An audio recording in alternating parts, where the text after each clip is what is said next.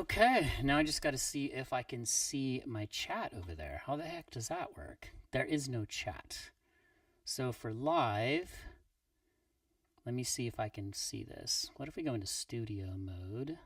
Nope. So let's see who we have in the stream. Of course, nothing's going to work the way it should, so we might have to start this over. Let me see if I can find it over here. So maybe I can monitor the chat this way. This is obviously not the way to do it. There's your baseball scores for the day. All right, let's see here. I wonder if I can go to the live. Let's see, let's go to the channel. This is obviously not the way you would do this, but let's find out. I wonder. Get out of here. All right, let's see who is in here. Well, we got 3 people on here. So hold on, guys. I apologize for this. I'm just trying to figure out how the heck to do this. There you are, my friend. North Carolina in the house. Let me just move this out of the way. Thanks for being my guinea pigs. So there's so much technical stuff. Can you actually see? You can see the Pro Tools session. Just drop that in the chat for me if you are good. Now let's do like a little test run. All right, this is going to be fun because I think if you guys are coming into the live, I have never done this before. So we could all spontaneously combust. What's up, Rob? Australia. Heck yeah, man. So sick. All right, you guys. So I had to, just to give you a little background. So we got to do more of this stuff because we have all these guitar lessons, but I really want to have some fun talks with you guys about, how to use this stuff. So this is the Pro Tools session. Yeah, you guys, there you go. Yep. All right, you see PT faders. Let's do this. Let's just do like a little kind of lay of the land, and then I'm going to run a sound test and see if you guys can see. So I have these folders just so you kind of know the lay of the land. So whether you know the technical side of recording or not, it's just like the language of music. So the drum bus, this was actually recorded live in an amazing studio in Florida called Clear Track. This was a kid's song I wrote for a TV show. This is a story for another day, but that show got turned into a book. It's coming out. But we're putting all the songs in a catalog. I'm remixing them, and my mastering guy at the studio we recorded at is going to master all these. So these are all the drums. We got like some bass tracks. We've got, I don't think there's any acoustics in this one. No, we've got a lot of guitars, clean guitars, backgrounds, and then there's male and female vocals. Yeah, so let's just do this. Let's go over kind of to the edit window. And no click track. Just let me know in the chat if you guys can actually hear anything and if it sounds okay. If you can too, put on like earbuds or headphones just so you can, but whatever works. Just let's see here if this is actually going to work. Just kind of let me know in the chat if you're getting any level from the session.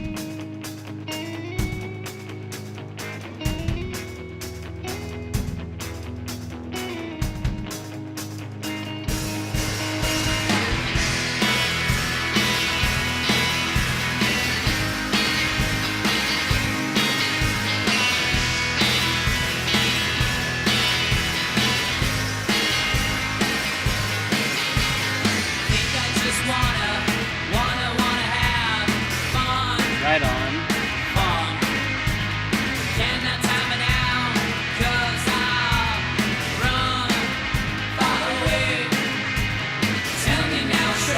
Okay, so cool, guys. So, like, is there, like, any crazy, like, artifacts in the sound, or is it echoing? So, Alex, you said it sounds pretty solid. Sounds good. Okay, cool.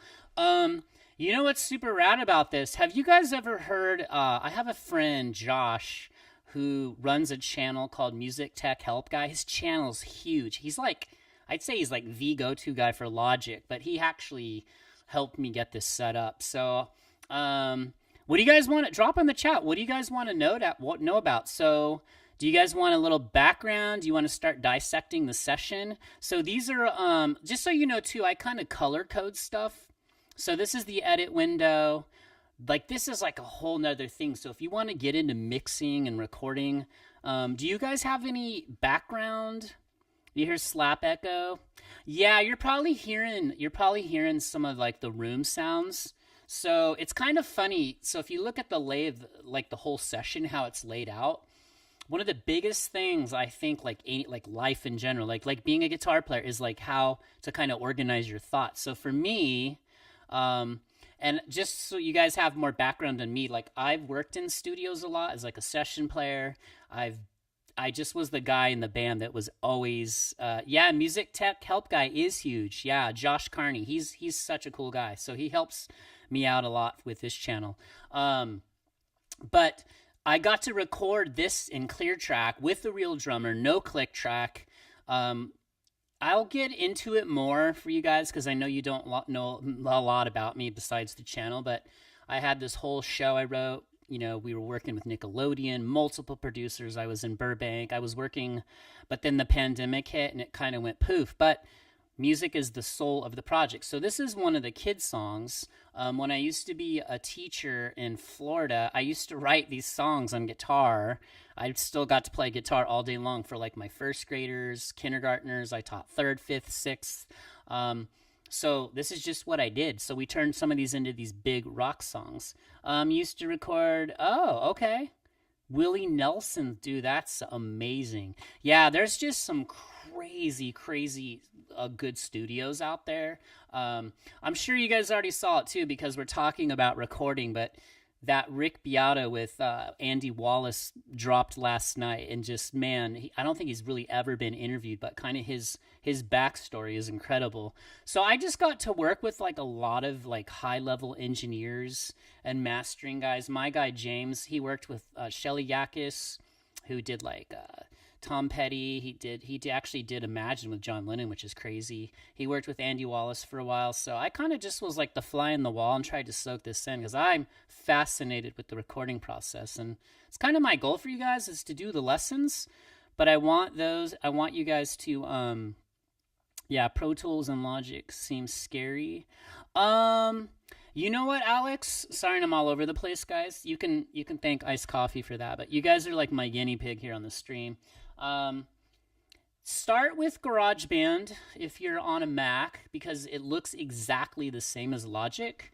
But if you can't, it just depends. So here's what I do. I'm more hybrid.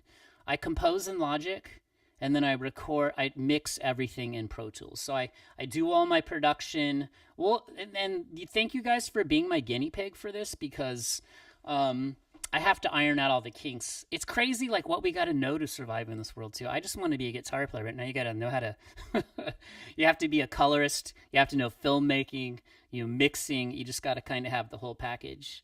So yeah, recording is amazing, which is why I really want to show you guys some of this stuff. So just kind of for funsies, let's not go too in depth. I'll kind of show you. I've got all these folders and let's go because this channel is all guitar. This is crazy. All my orange tracks are these guitars. So I have them on what's called a bus, or a group. And in this case, if I solo it, watch, you can hear.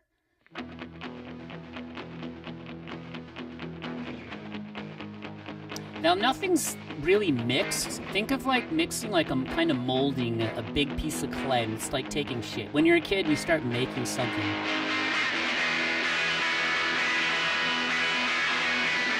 Can you guys hear those guitars okay?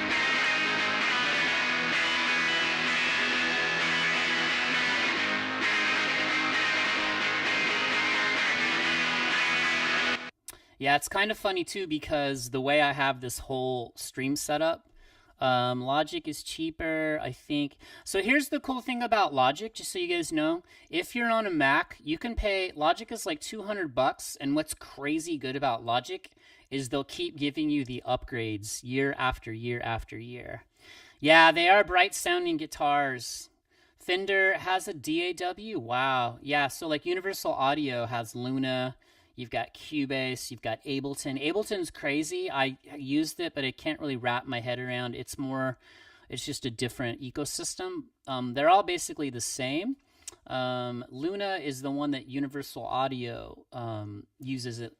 I know they swiped a lot of the Pro Tools engineers, but it's in their ecosystem. I use a Universal Audio interface for all my stuff.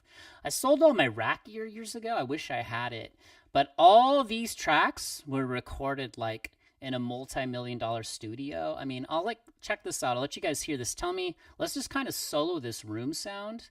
So if we hear this, I'll solo the drums. Let's see. Let's just kind of go into the beef. But you can hear the room. This is not like an artificial sound at all. Like we had hallway mics. We had another hallway left. We had a far room mic. We used to put them in the hallway. See toms, overheads. It's a pretty tight overhead sound. UA is yeah, UA is fancy. I started on a Tascam 424. Do you guys remember those if you're old enough? The old 4 tracks. Then I got the Roland VS 1680s. Remember those zip discs? And then I moved into Pro Tools in like 1999. No, probably 2000 when all this was kind of coming into play. Now what's crazy? Yeah, Reaper is really great. My mom's pretty awesome. So I know you guys have probably heard me mention her on the channel. Like, oh, I showed this to but she actually has a whole Pro Tools and Logic rig at her house in Alabama. And she's amazing. She's got like multiple groups and students, but I got her into recording. But let's see here. Yeah, so hopefully I know I'm all over the place, but this was more of a kind of a guinea pig lesson to get you guys going. But I'll kind of show you too. Check out, there's these other cool parts in this track. Let's see. It's like a little keyboard part. Obviously quite loud. This is the way you should live your life. You could just have fun, yeah. Oh, this is the way you could live your life. You should just have fun, just have fun, yeah. Just have fun, yeah. Just have fun, you should just have fun, yeah. So yeah, I'm kind of rebuilding this session. So I had to pull these off. These tracks were recorded like 12 years ago. So I had to pull them off. Yeah, Fostex 6 track. There you go. But I had to pull these sessions off of like old hard drives and kind of rebuild them. The reason we didn't release the tracks is because we had this manager who was like, oh, we got to have everything come out with the TV show. You know, it's got to come out with the TV show and we can't release the tracks. And in hindsight, I didn't get to mix the tracks originally. And, you know, a lot of times you don't, but I'm glad I'm mixing them now. So I'm kind of giving them the flavor I want. But I am going to pass them off to my mastering guy who used to be my mix guy. But he's going to run it through like crazy analog gear. It's going to go to like tape, like in, you know, so pretty stoked on that. What else do you guys know? So cool. I need to do more live streams with you guys, and I'm sorry for lagging on this, but what else do you guys do? Have any of you guys are you guys recording right now? Do you guys want to see some, do you guys have like a recording rig at home yet? So Alex, I'm assuming you're interested in it, but you're not. Friar Piesel, you are probably recording, as it sounds like you have quite a bit of experience. That's the only weird thing about YouTube is I love connecting with you guys. It's the only thing I care about, but unfortunately I'm trapped in this room and you guys are all over, which is amazing, but I love knowing what you guys are into, and hopefully the chat's still working okay. I got to figure out how to get the chat integrated into OBS so when I do these live streams. But yeah, man, I can't wait to do more of these with you guys. Looks like we still got 6 of you there, but we'll kind of maybe start breaking down sessions. You know, just bear with me. The more we do this, the better I'll get. Okay, chat is still live. Okay, cool. Let's go into, let's see here. I got these clean guitars that are kind of cool. Be fun. I can't wait to show you guys this so you can kind of learn how to mix some of this stuff. So the clean guitars I kind of keep down here. I keep them in a different folder. So these guitars all have dirt on them, but these, it's so creative what you can do. These are just like a little intro part. They're totally dry. Kind of just EQ'd them a little bit.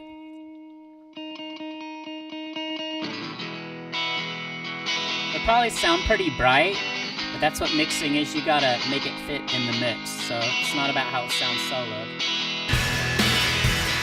Isn't that crazy? Hey, what's up, Tone Blair? Used Pro Tools forever and not thought you'd switch, but started using Logic. Yeah, they are very similar, and I know you just popped on here. I was just saying, I actually compose everything. I write everything in Logic. Unless like this session where the band rolled into a studio and we cut this live in the live room. But I compose everything in Logic, I bounce it out, and then I import it and I mix it in Pro Tools. I don't know what it is. I guess I've used Pro Tools for, 24 years now, so I'm just used to mixing in Pro Tools. It's kind of my jam. You can't figure out in its studio can't figure out my persons in its studio. I'm not sure what you meant there, Alex. Can you just like kind of clarify that? But yeah, so they are similar. I mean, honestly, Logic and Pro Tools are both exactly the same, except Logic comes packed with way more like instruments. So, you know, the reason I like composing in there is I can pull up different keyboards, different, I have so many more samples. Pro Tools is more of just like an audio recorder. Yeah, it has some virtual instruments, but Logic is crazy with what you've got.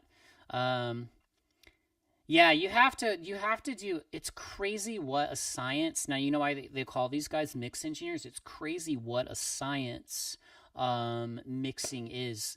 Like, it's just nuts. Like, just learning how to make like the right EQ moves and different EQs. Like, just for example, I'll just show you guys for funsies. This is FabFilter Pro Q4, and it's kind of like a surgical EQ. So what I'm doing here is I'm rolling off everything below like 330 hertz, right? So because it's got all this information in the guitars that I don't need in the mix. So of course, if you hear this solo, like if you're in your band room or like at a, you know, maybe just your band, like playing this, that might be too bright, but there's no useful information down here in the mix. But if you stick it in the mix, in a dense mix, because this has a lot of stuff, and again, be fun for me to start these live streams with you guys, and then you guys can help mix some of these songs.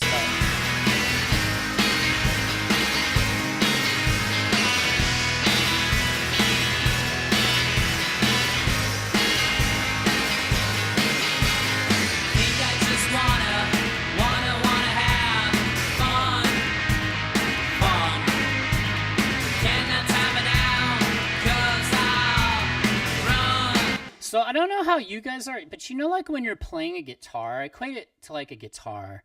You know, when you just like play like a lick or like a little groove, or you hit something and you're like, oh, that sounds sick.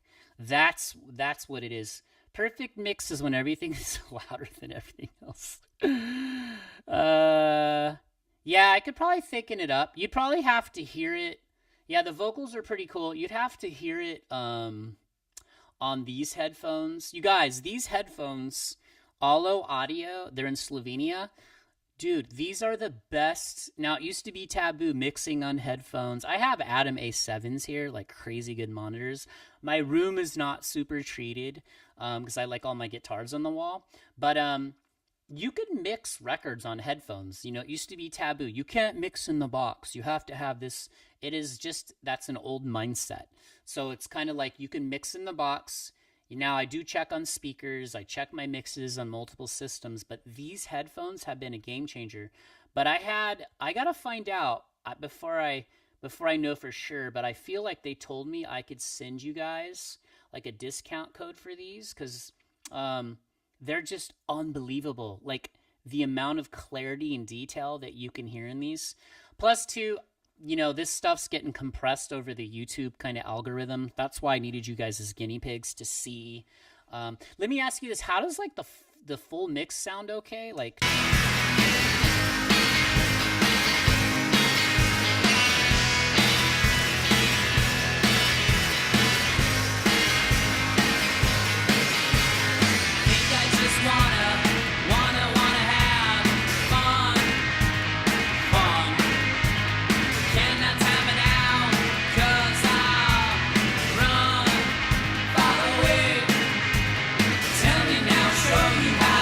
have a lot of vocal stacks. You can see they're pretty light. You're the one.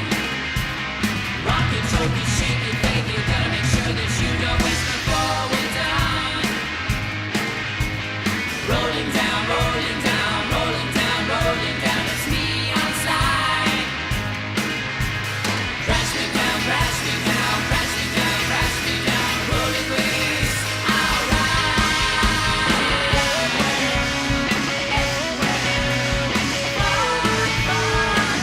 Yeah, I love octave parts, man. Those are like, you can never go wrong with octaves. They're just, oops.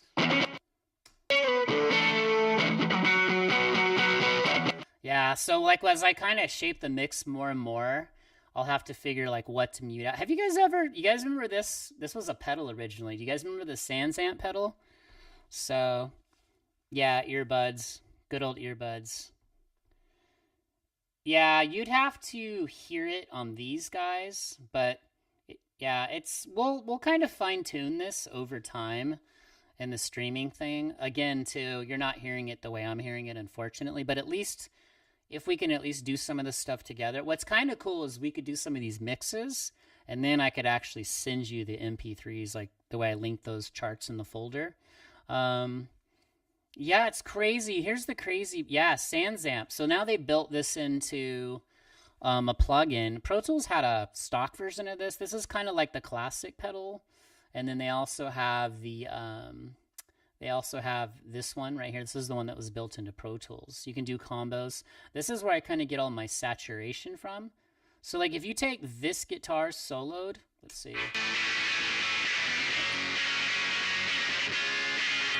That's the guitar by itself. Now, yeah, it sounds super high-endy. That's because I had to roll off of to make it fit in the mix. You know, it's funny. That was, I remember recording, I think that was like a twin reverb. We had it freaking cranked. But, you know, there's a lot of guitar tracks in here. So, again, this mix is getting massaged slowly into place. I love, like, little ear candy parts. So what I do is when I hear something I think should poke out in the mix, like, for example, if I make this... So what I did, I could have automated this, but I just kind of clip gain it. This little part right here, it has this octave part in the guitar, just so the riff, let me let you hear a little bit before, but like this. Just you hear that little, blah, blah, blah, that little octave part? That just makes such a huge difference. So I literally have auxiliary tracks like on cue, and I call them ear candy. So anytime I hear a part that I want to highlight or accent or put some attention to, I might put a certain effect on that.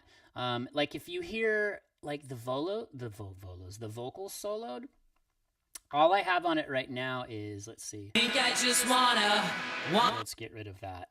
Here we go. Oops. Think I just wanna Let's get rid of the rest of that. Let's just. Think I just wanna have fun. You know what's funny, guys? You can hear me, if you guys had a little more like level of detail, you can hear me.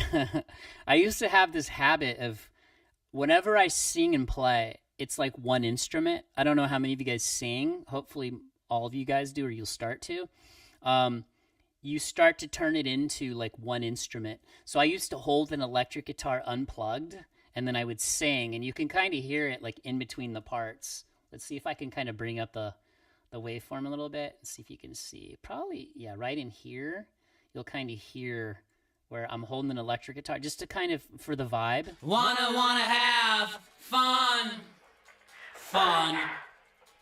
Yeah, I can kind of hear me strumming the guitar there. But it's kind of cool. Like, any way you can get your best performance. Yeah, Alexander, you just have to hear, you'd have to hear it, like, it's just the way the YouTube algorithm's probably kind of compressing things. So what we'll probably do is work on some of these things and just use them for, like, learning purposes and breakdowns, and then I'll send you, like, what the mix really sounds like. But, I've already mixed like I think I've got like 12 to 15 tracks. This one I literally got into the session last night, so I'm like just kind of getting the lay of the land, finding little parts I want to make notes of, and seeing where I can put them.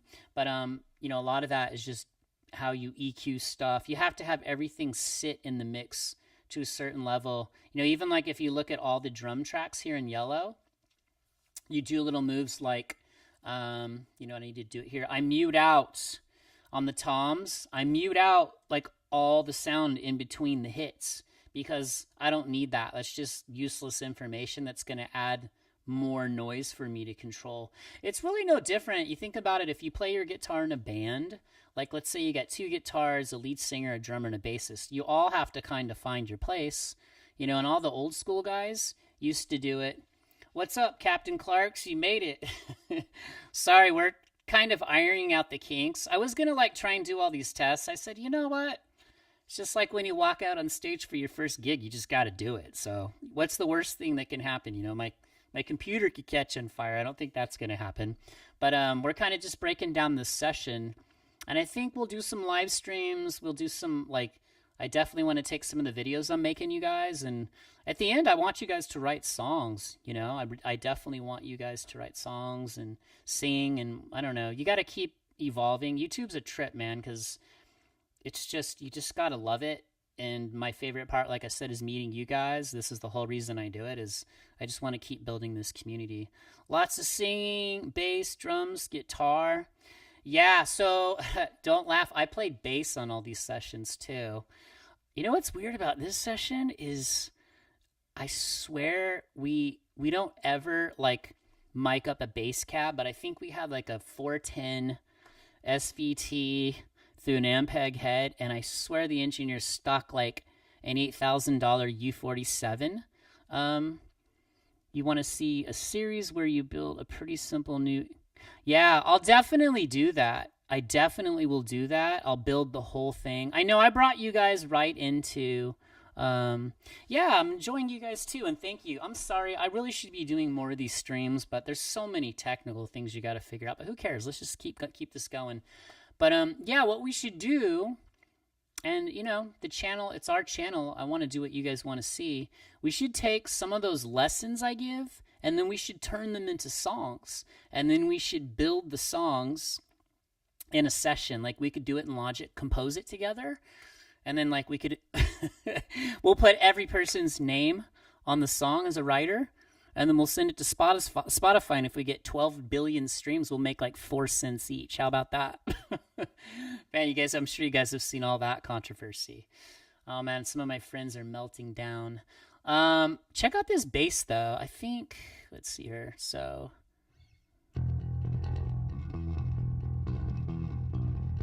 I played this bass live in the live room because it was in front of a cab.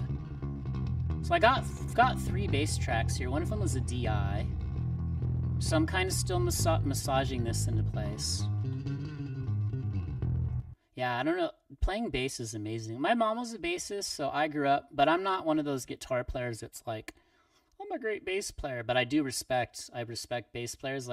Don't ever say that to a bass player, right? I can play bass. I play guitar. I'm like, oh, man. But yeah, what other ideas you guys got? You guys should, I'd love to see, maybe we'll figure out a way for all you guys to connect too. But I think that's why we need these live streams more, where we can come in, take all the skills we're learning. If you guys drop a like, that would be awesome. I'm just going to throw this out there, whatever. It's just more content, but this is a lot of fun hanging with you guys on here. And I'm sure as we build these out, they're going to grow and grow. But I think we need to start parlaying this into some songs. Maybe we could even build some backing tracks for people on our channel. Logic is so easy for that. It's so cool. Yeah, Spotify pennies. Oh, man, it's nuts. But, yeah, we should do it, I'll do some of these sessions where things are already in here. And then we'll do some sessions where... we can build songs. What's cool? I think I improv'd. I got to show you guys this. And I don't know how harsh it'll sound. Let's hear it. This little guitar solo, I just love. Don't you love when you play something really simple and it just works so effectively? To me, that's one of the hardest things is finding something really simple and making it sound amazing. It's all about how melodic you can get, how it fits the part. That's why production's cool.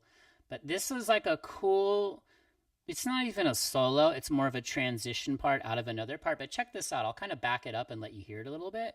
So hopefully, I think all I did to it is add a little bit of verb. So this reverb's amazing.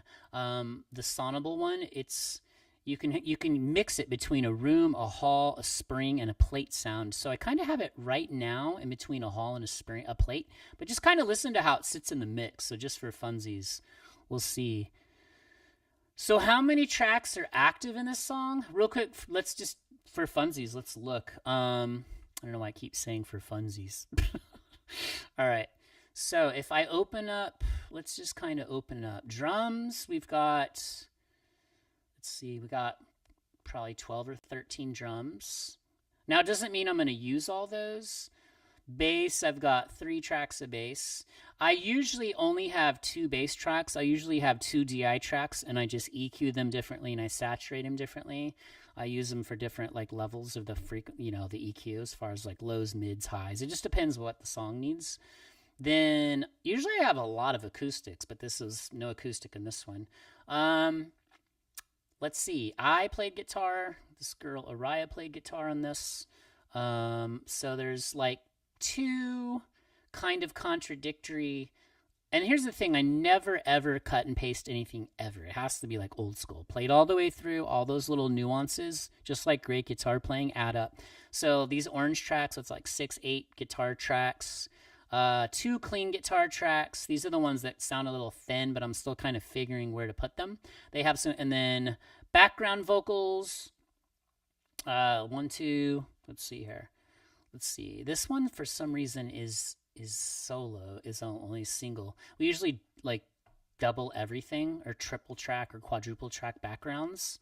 And then lead vocals, 2 lead vocals, 2 male, 2 female lead vocals. And these are just, all these tracks down here are just like all my buses for effects. And I always have everything ready to go. I work from templates. Like when I get in the flow, just like when you're playing like guitar, once you're kind of in that zone or in that flow, you need to stay in that zone so you don't want to be distracted. All these little kind of tracks that are grayed out are effects that are ready to go. They're inactive. I just got to make them active. So like on the vocal, like I have this micro shift, kind of a classic from the old Eventide units. Like Echo Boy, the Sound Toy stuff, like a slap. I don't even have any verb on these vocals. So like if you listen to them, all you can hear is a little bit of slap to give them depth and dimension, and then a little bit of of the micro shift to kind of just detune them a bit. But it'll be obvious when you hear it solo, but in the mix it sounds great. Gonna get me a hot air balloon. Compressors. If you don't see me in a while, you'll see me soon. With the female vocals. Float away to another day. Dream it, make it, go create it. I don't care, just please don't wait. It's all about fun. Chase me round, chase me round, chase me round, chase me round, all over. I would love if Mutt Lang entered the chat. So, hey, at the end of the day, man, we are all creators. We're all artists. So we are, yeah. I mean, I live, eat, and breathe this stuff. I'm pretty lucky to do all right in the world of music right now. But I just want to inspire you guys to create too. Oh, let me get to that guitar solo part. So check this out. Hopefully I don't embarrass myself. Again, I think I just improv'd this, but it's super simple. It's like a little fill. Check it out.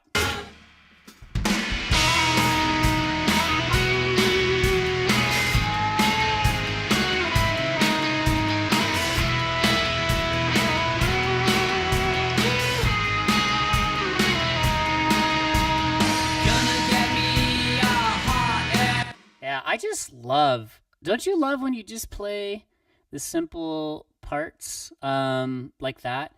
So Captain Clark, I edit everything in Pro Tools, and the reason why is because I've used it since 2000.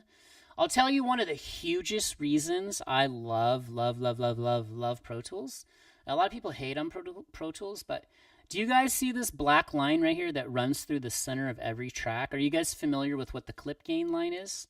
So it's a clip gain line. And the reason I love it is for, like, here's a perfect example right here. If I go up to, so just think of it, it's your, so right here, here's a little, what I call these little ear candy pieces. So you can see what I did is I took this guitar part, a tiny section, I cut it. It's just, thank God we don't have to cut with razor blade tape. I've seen guys do that too. But now in the digital world, I raised it by how many, by like 1 or 2 dB? Okay, so I raised this part by like 1.7 dBs. And those are like my ear candy parts that I want to hear that it's like when you're listening, think of all the songs you love, right? There's the simplest parts, they make the song. So for example, in this is just where I play a little octave part. So I'm gonna kind of find all of those and raise them a little bit. And it just kind of makes them poke out in the mix a tiny bit, but it's all an additive process, right? So if I go like this, so watch when it hits these little parts where I clip gained up the level a tiny bit. Now, yeah, I could have done this. I could have automated the volume, which means I could have had it go up and you'd see the fader. Automation is your friend. Fire Peaceful, just keep coming here, man. You're gonna have your mind blown at what you can do now, like the level of creativity. You just have to. There's that famous saying that no mix is ever finished, just abandoned. You guys know how it is. We're artists. We're so freaking critical on ourselves, right? We're our own worst enemies. But anyways, yeah, this clip gain line is amazing because what it does is I'm kind of pre-mixing the whole track a little bit in a way by using this clip gain line. And I just like, it just depends on what kind of move, what kind of effect I want. But if you listen to it, when it hits this little part, listen to when I go from like the big chordy guitar part to the octave part, 2 notes, right? Perfect eighth, interval octave. Watch how it just kind of pokes out. Or listen. Cupcakes for your ears. It's panned right too. Here it comes again, ready?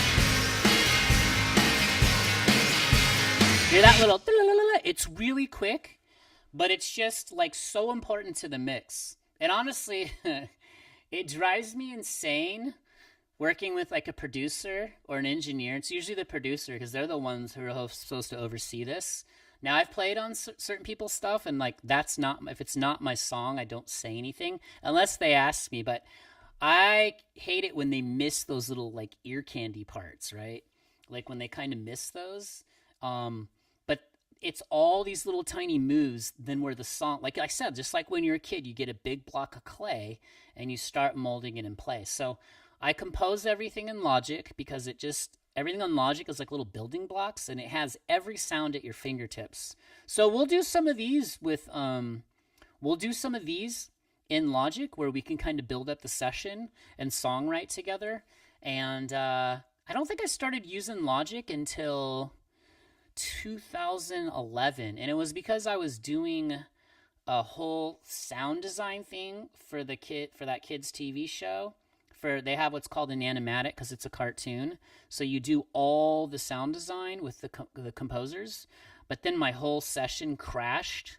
It was on a Pro Tools thing, and I screwed up and I didn't back up the session in time. But yeah, GarageBand's amazing. But then I just said, you know what? If I'm going to learn Logic, now's the time. Because the person I was composing with, she had been a big-time Logic user.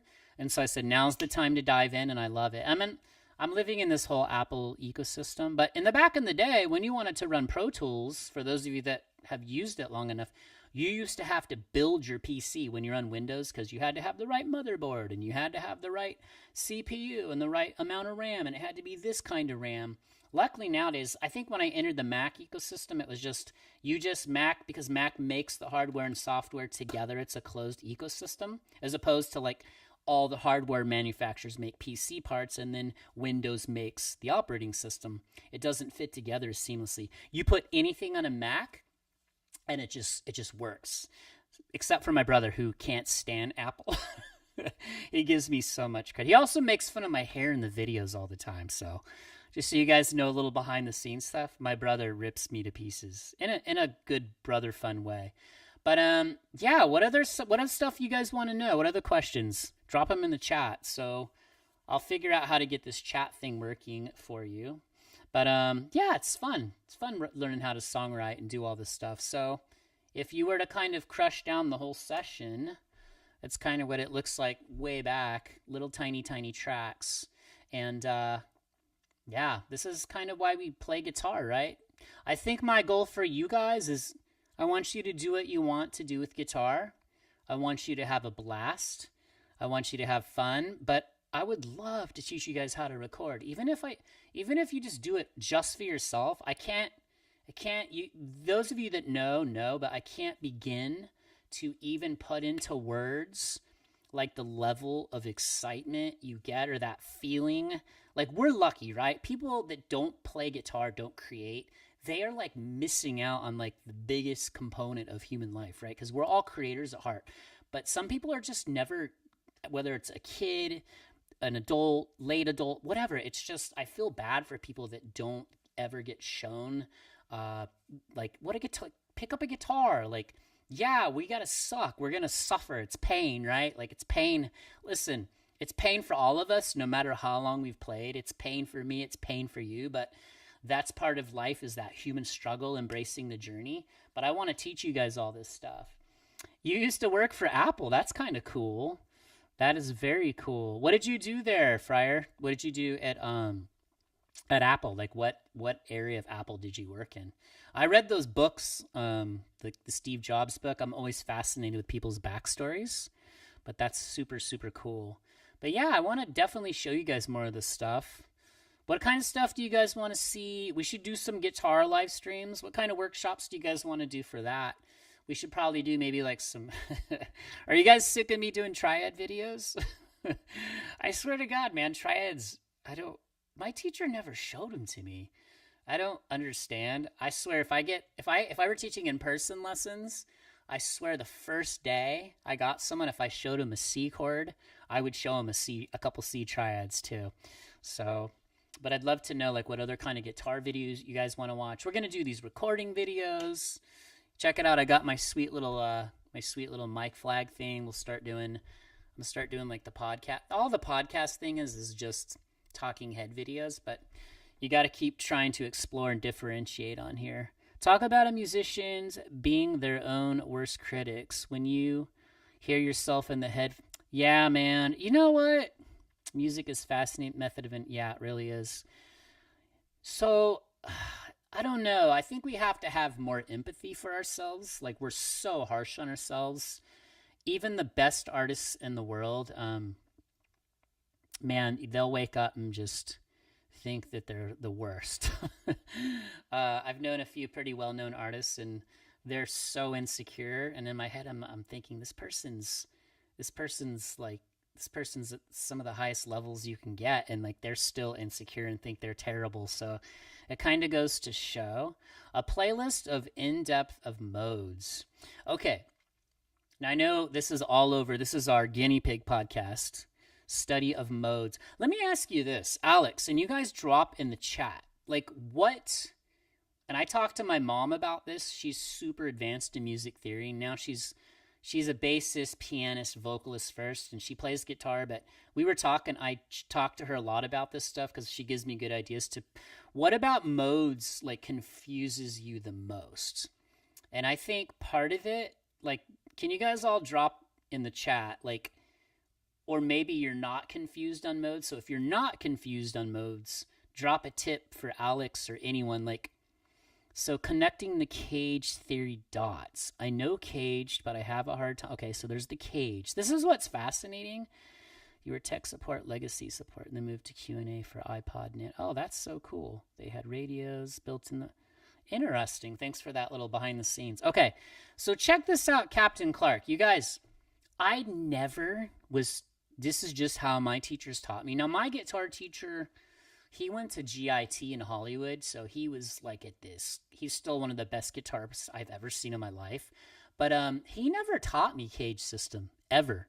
he brought it up kind of, and I understand cage system, of course, because I learned a lot of this stuff on my own.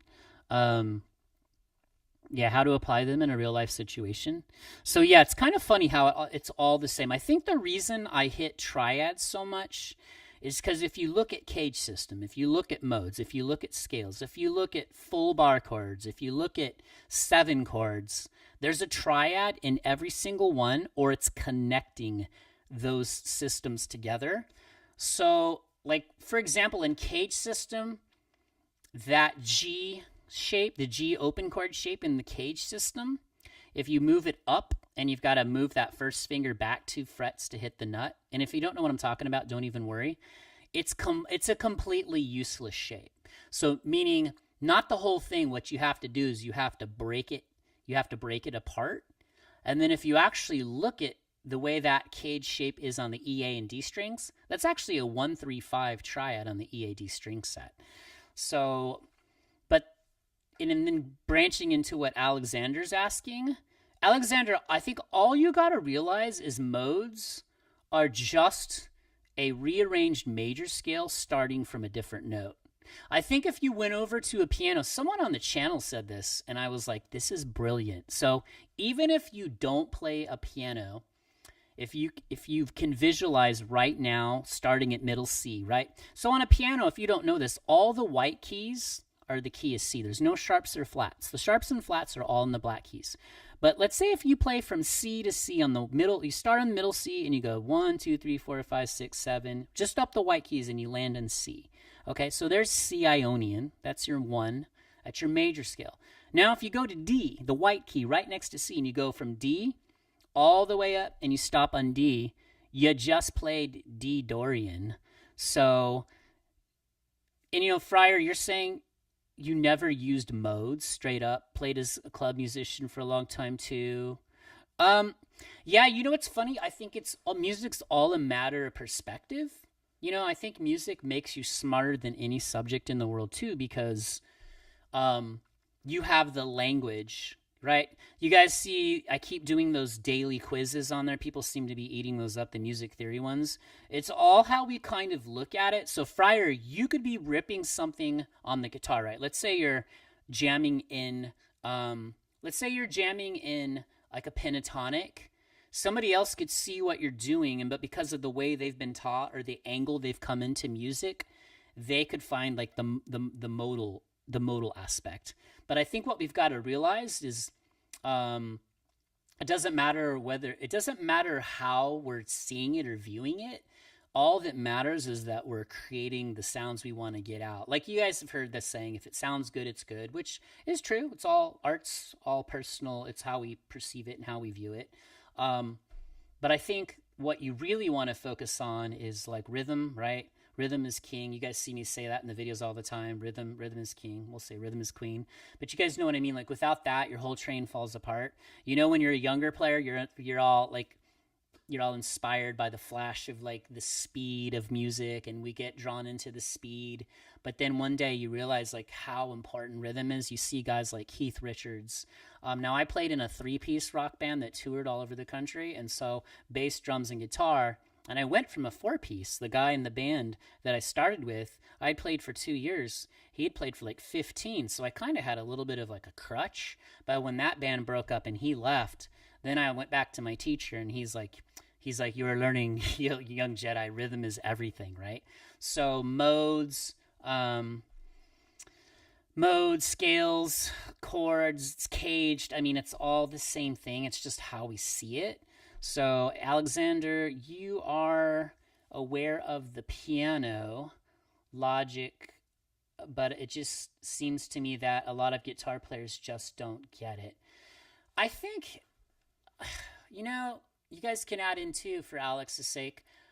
I don't like how they just they give too many names to things in music. So, for example, like the fancy modal names, Ionian, Dorian, Phrygian, Lydian, Mixolydian, Locrian, right? Or Aeolian, Locrian.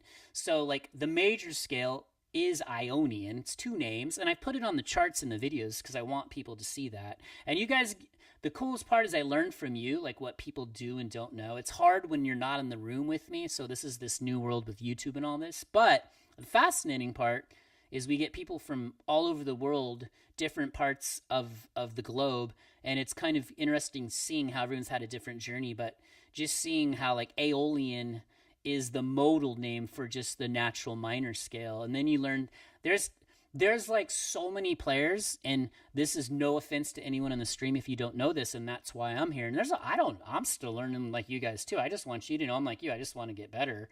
But like they don't understand that if you strip Aeolian down, you just take away a couple notes, well then you're playing the minor pentatonic, right? So there's just so many things. Like you seen me in these triad videos I'm doing lately, I wrote on the chart that the root note is the 1 because I've had more than one person comment in the video like, is the root the 1 or they didn't know? So I sometimes forget. I have to take a step back and realize that I got to slowly piece it together. So guitar playing is, yeah, if you can see guitar playing as shapes, that it can get plonked wherever yeah. And that's why I'm hammering these triads so much, because the triads are those shapes. And yeah, some of them are more useful. Like my favorite triad shape is that one on the DGB string set, both the major and minor one, the angular one, because it's in the middle and you can hit all the strings. But like, I would say, Alex, don't get too caught up. I think we all get too caught up and like we want to know the modes. And I think that's amazing. And we'll keep pushing that forward and trying to connect the dots on that. But in the end, yeah, guitars do have like that many middle C notes. Guitar's a hot mess. Piano's laid out so beautifully. But you just have to kind of keep connecting it one tiny dot at a time. I think I'm going to do a video tomorrow where I'll do like a 4-chord progression, and the best way to start soloing over chord changes, because you guys, what happens?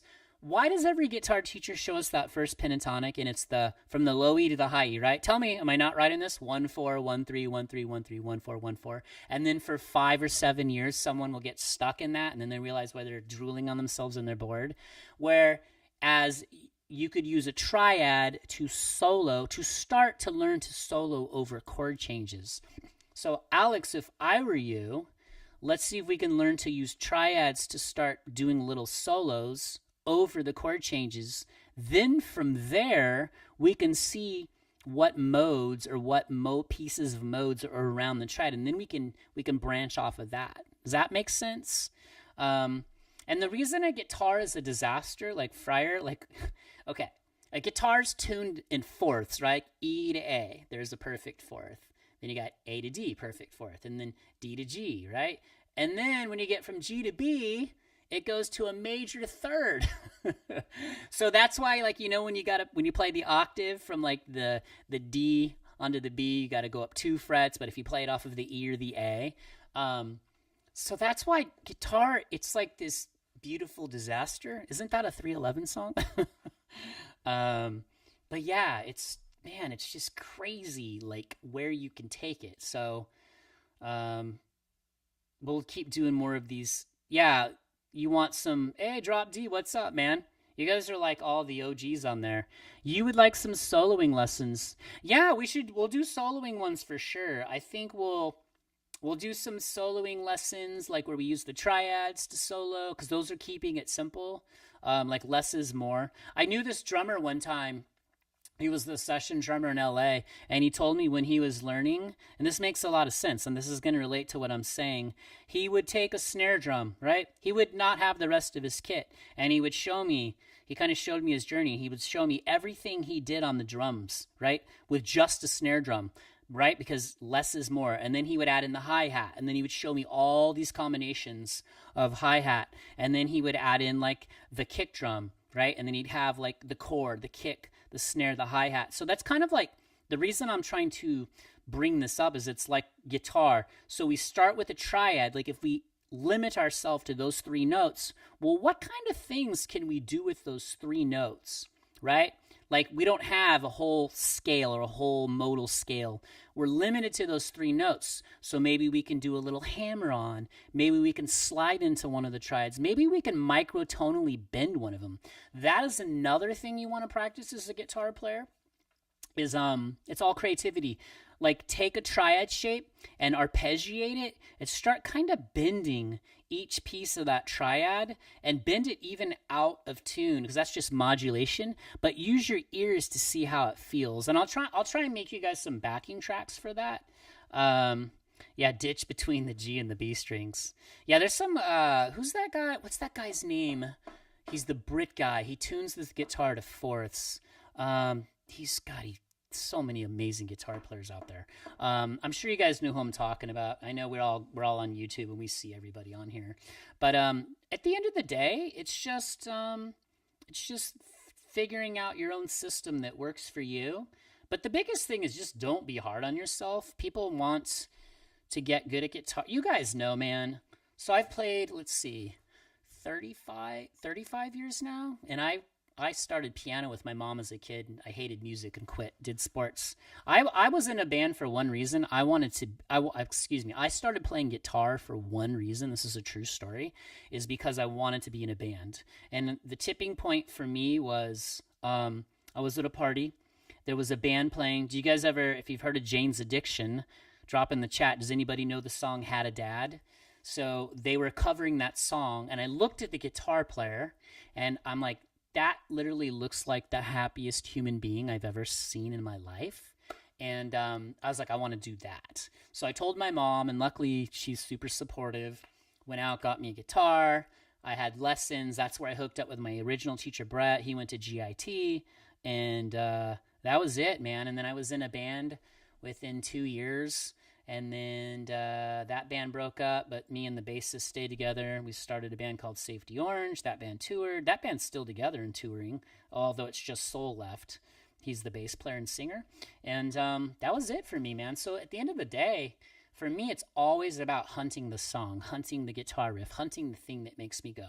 Just like I showed you in this mix session, like, it sounds silly. There's this little tiny octave part, and I raise the level because I want that to poke out in the mix, because if you take it away, like somebody hears the song, they're going to miss it. So, Alex Hutchings. Okay, that's one of them. Yes, I remember him. He tunes the fourths, right? Oh, Tom Quayle, right? Tom Quayle, Alex Hutchings. Does Alex Hutchings tune to fourths too? So, I think he does. He wanted the pattern to remain. Yeah, see, that makes a lot of sense to me.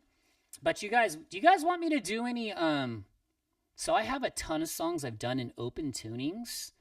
Now I can't promise if this is going to happen, but we're going to see. So I started working on these songs in these open tunings, and they're all composed, I think, in Logic sessions I'll share with you.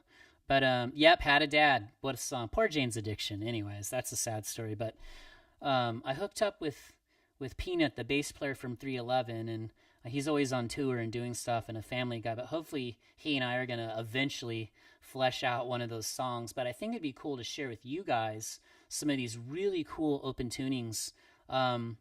Think of the Smashing Pumpkins one. Mayonnaise, right, where James Iha's tuned to the minor 7 flat 5 open tuning. Billy's still in standard tuning.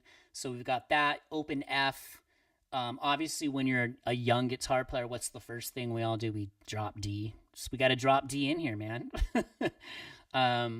Drop D tunings.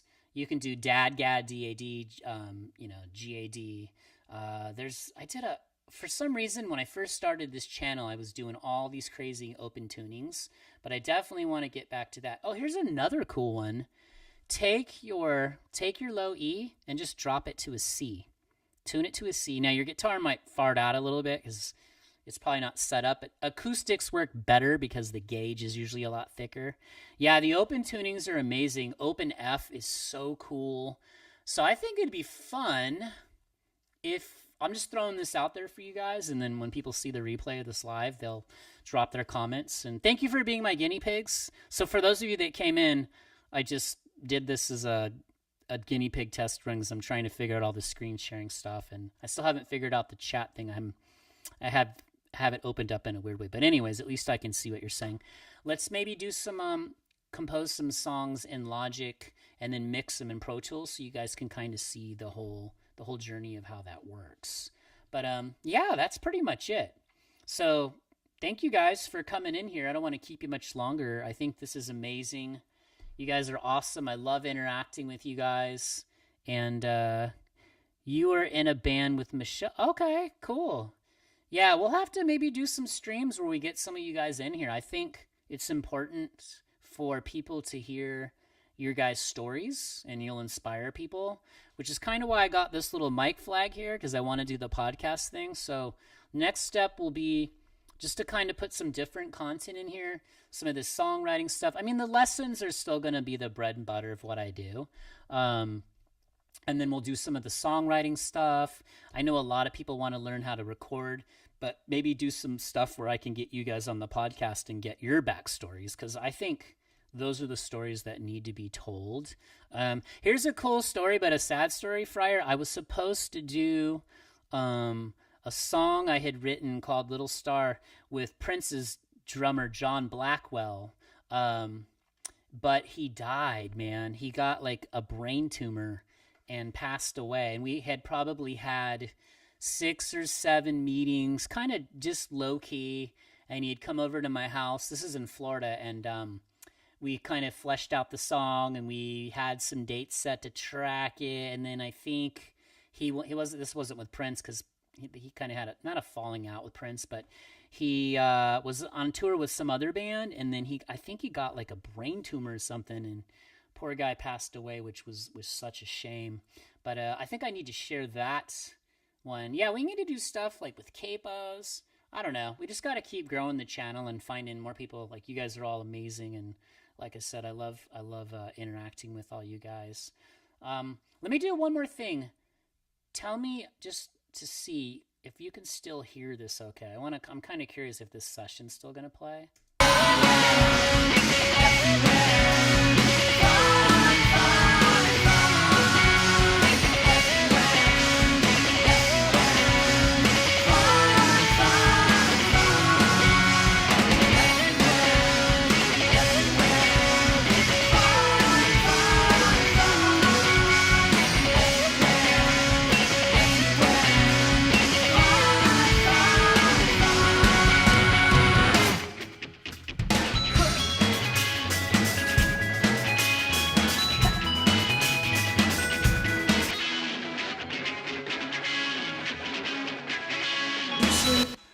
So is that still working?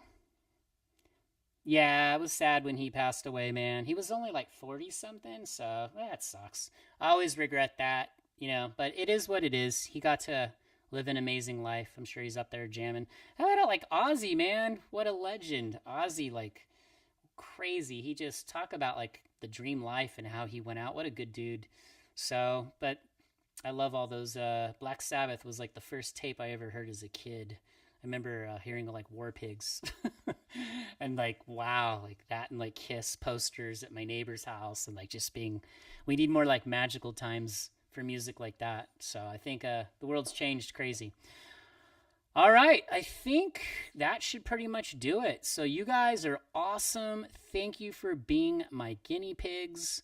I'm going to keep ironing out the kinks in here, but yeah, let's keep these live streams going, and you guys keep dropping comments. Anytime you guys have ideas, just drop them in the comments. I'm always going to interact with you guys, and we'll just kind of keep this thing moving forward, all right? So let me close that out. But you guys are amazing. I'll see you in the next stream, okay? Let's see if I even know how to close the stream. Team Jellyfish for the win. I love it when we get new subs and they're like, what's this jellyfish thing? But they'll learn sooner or later. All right, guys. You guys have an amazing night. And we'll keep this thing rolling. So I'll see you in the next video, all right? Peace.